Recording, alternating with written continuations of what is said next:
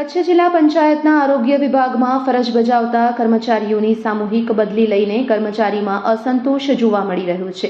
એક સાથે 400 જેટલા કર્મચારીઓની સામૂહિક બદલી કરવામાં આવી હતી, તો આજે આરોગ્ય કર્મચારી જિલ્લા પંચાયતમાં રજૂઆત કરવા માટે પહોંચ્યા હતા। કચ્છ જિલ્લા પંચાયતના આરોગ્ય વિભાગમાં ફરજ બજાવતા અંદાજિત 400 કર્મચારીઓની સામૂહિક બદલીના નિર્ણય સાથે કર્મચારીમાં ભારે અસંતોષ જોવા મળી રહ્યો છે। આ મુદ્દે આરોગ્ય વિભાગના કર્મચારી જિલ્લા પંચાયત કચેરીએ રજૂઆત કરવા પહોંચ્યા હતા, જ્યાં તેમણે જિલ્લા વિકાસ અધિકારી તેમજ જિલ્લા આરોગ્ય અધિકારીને મળીને રૂબરૂ રજૂઆત કરી હતી। આ સામૂહિક બદલીનો નિર્ણય પુનઃ વિચાર કરવામાં આવે તેવી રજૂઆત કર્મચારી દ્વારા કરવામાં આવી છે। આ મામલે હવે જિલ્લા પંચાયત શું નિર્ણય કરે છે તે હવે જોવું રહ્યું। આવો આ અંગે વધુ સાંભળીએ આરોગ્ય કર્મચારી ભરત ડોડિયાના શબ્દોમાં। કચ્છ જિલ્લા જાહેર આરોગ્ય કર્મચારી વતી હું ભરત ડોડિયા, મુખ્ય કન્વીનર। અમારી વહીવટી તંત્ર સાથે એટલે કે ડીડીઓ સાહેબ સાથે અને અમારા માનનીય આરોગ્ય અધિકારી શ્રી સાહેબ સાથે અમને એક જ રજૂઆત છે કે એક સાથે 400 સામૂહિક બદલી સાહેબ ના હોય।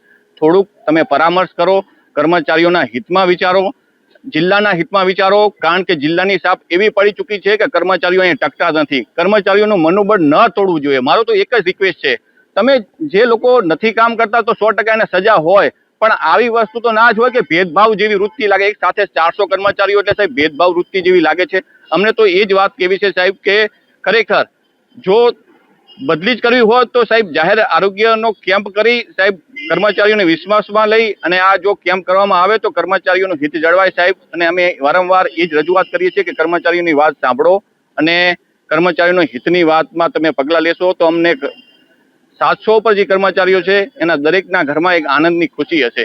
સાહેબ મહત્વની વાત એ છે કે આપણો કચ્છ જિલ્લો છે, વિશાળ જિલ્લો છે। ભૌગોલિક સ્થિતિએ જોવા જઈએ તો 7 જિલ્લા ઉપરનો એક વિસ્તાર ધરાવે છે, એટલો મોટો વિશાળ ભારતનો આ જિલ્લો છે।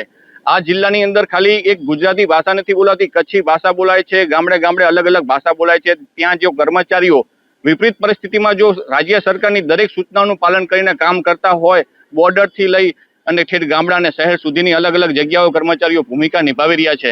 કોઈ પણ વસ્તુમાં આરોગ્ય કર્મચારી ક્યારેય પાછી પાણી નથી કરી। જ્યારે કોરોના કાળ હોય, વાવાઝોડું હોય કે ભૂકંપ હોય, કોઈ પણ ટાઈમે કર્મચારી આગળ જ રહ્યો છે અને રાજ્ય સરકારનું નામ મોખરે રાખવા માટે પ્રયત્ન સતત કરી રહ્યા છે। ત્યારે અમારી આ ભૌગોલિક વિસ્તાર મોટો ધરાવતા કચ્છ જિલ્લામાં સાહેબ પ્રવાસન ક્ષેત્ર જો આટલું વિશાળ આપણે આગળ રાજ્ય સરકાર પ્રયત્ન કરતી હોય તો અહીંયા આરોગ્યના કર્મચારી માટે પણ સાહેબ અમારા પ્રશ્નો સાંભળો એવી અમે વિનંતી કરી રહ્યા છીએ। અમારા સાથે અમારું રાજ્યનું આરોગ્ય મહાસંઘ અમને સપોર્ટમાં છે।